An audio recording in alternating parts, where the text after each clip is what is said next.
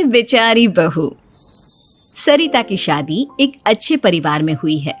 उसका पति रोहन उसे बहुत प्यार करता है। घर में उसकी सास शांति और ननद मीनाक्षी भी है, जो सरिता के किसी काम में दखल अंदाजी नहीं करती।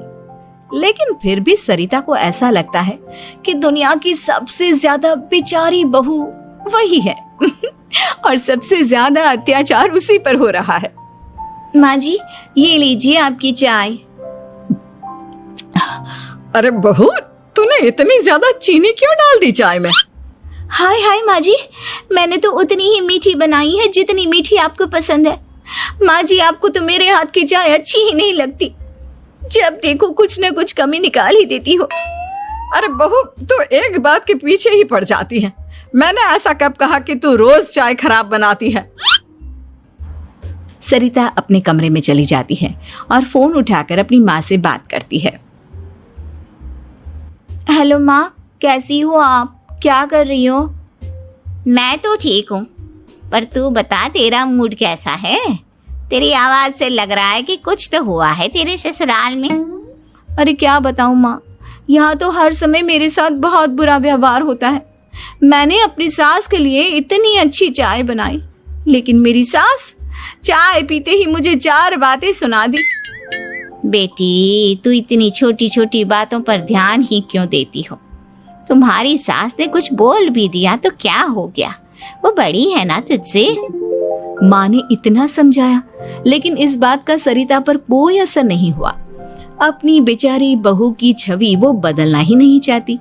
अगली सुबह सब नाश्ते की टेबल पर बैठकर नाश्ता कर रहे थे, तभी सरिता ने अपने पति से कहा, सुनिए जी, मुझे ना आज बाजार से कुछ सामान लेकर आना है। आज आप ऑफिस से आने के बाद मुझे लेकर चलना ना। भाभी, मुझे भी कुछ किताबें खरीदनी है। आप दोनों जा ही रहे हो तो मेरी किताबें भी ले आना।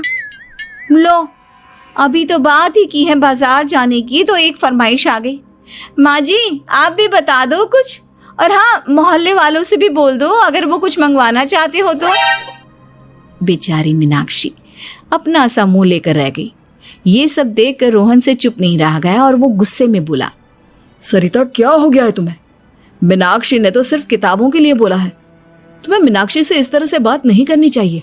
माफी मांगो उससे अभी। क्या? मैं माफी मांगू? दिन भर आपके घर के काम करूं मैं, आपकी और आपके घर वालों की बातें सुनूं मैं, और अब माफी भी मैं मांगू? ऐसा कभी नहीं हो सकता। ये बोलकर सरिता वहां से चली जाती है। एक दिन उनकी पड़ोसन घर आती है। अरे सरिता, क्या कर रही है? और क्या करूंगी भाभी जी, बस घर का काम ही कर रही हूँ। आप बताओ कैसे आना हुआ? अरे मैं तो तुम्हारा हालचाल पूछने आई थी, लेकिन तुम तो बिजी लग रही हो। कोई बात नहीं, मैं बाद में आ जाऊंगी। और क्या करूँ भाभी जी, जब से शादी होकर आई हूँ ना, बस काम ही कर रही हूँ। और इस घर में ना कोई मेरी कदर नहीं करता। पति है जो बस घर से ऑफिस, ऑफिस से घर। ननद को तो कॉलेज से फुर्सत नहीं। बची सास तो उनका सारा समय मेरी गलतियां निकालने में लग जाता है। अरे ये क्या कह रही हो सरिता? तुम्हारी सास तो पूरे मोहल्ले में तुम्हारी तारीफ करती फिरती है कि तुम बहुत अच्छी हो, पूरा घर तुम्ही ने संभाल रखा है। हाँ तो क्या हुआ, इसमें गलत क्या कहती है? सच्ची तो कहती है। मेरी मर्जी के बिना इस घर का पत्ता भी नहीं हिलता। शाम को जब रोहन घर आया तो उसने सबसे कहा, कल हम सबको मौसी जी के घर जाना है। उनकी बेटी की शादी है। सब अपनी अपनी पैकिंग कर लो, सुबह होते ही निकल जाएंगे। और सरिता, तुम कान खोलकर सुन लो, वहां जाकर किसी की बुराई भलाई शुरू मत कर देना, नहीं तो मुझसे बुरा कोई नहीं होगा। हाय हाय जी, आप तो ऐसे कह रहे हो जैसे मैं सुबह शाम सबकी बुराई करती फिरती हूँ। आज तक कोई कह नहीं सकता कि मैंने किसी के पीठ पीछे किसी के बारे में कोई बुरी बात बोली हो तो।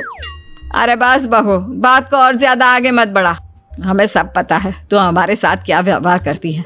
ये बात घर तक रखना, शादी में किसी को कुछ मत बोलना, नहीं तो सब कहेंगे कि शांति की बहू कितना बोलती है।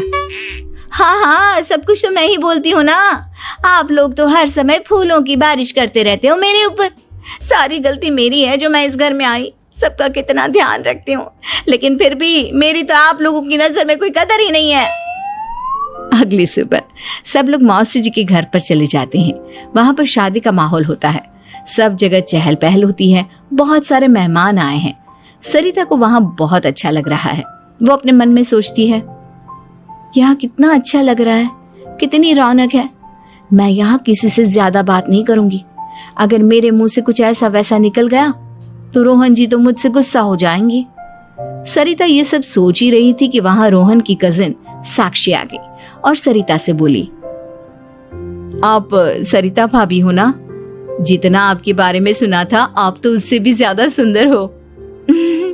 हाँ वो तो है, मेरी सुंदरता की तारीफ सब करते हैं। मेरे मायके में तो सब यही बोलते हैं कि रोहन जी की किस्मत बहुत अच्छी है जिन्हें मैं मिली। लेकिन आप कौन है?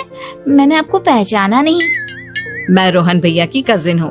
आपकी शादी पर नहीं आ पाई थी ना, इसलिए आप मुझसे मिली नहीं कभी। शांति मौसी और मीनाक्षी आपकी बहुत तारीफ करते हैं। क्या कहा तुमने? मेरी तारीफ? कभी नहीं।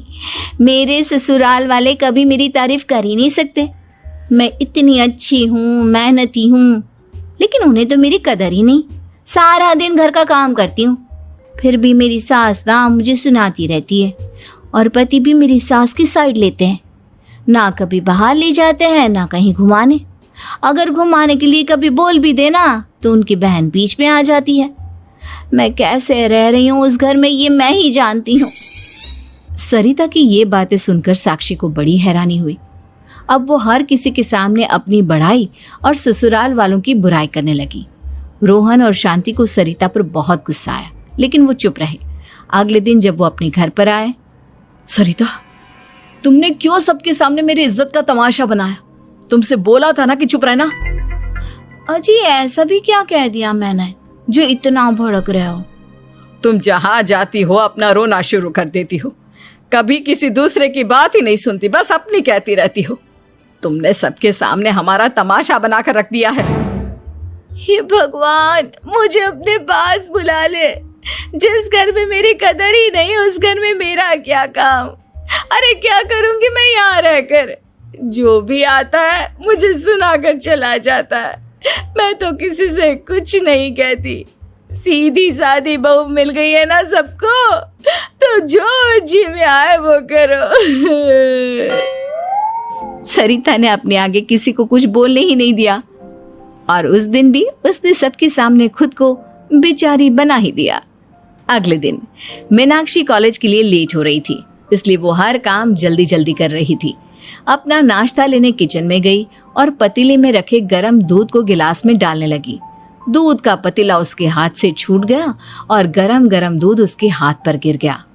ओए माँ, हाय मेरा हाथ, माँ मेरा हाथ जल गया। मीनाक्षी की आवाज सुनकर सरिता दौड़ती हुई आई। ये क्या किया तुमने? तुम्हें नाश्ता चाहिए था तो मुझसे बोल देती, मैं क्या मना कर देती? अब पता नहीं कितने दिन की मुसीबत पाल ली तुमने।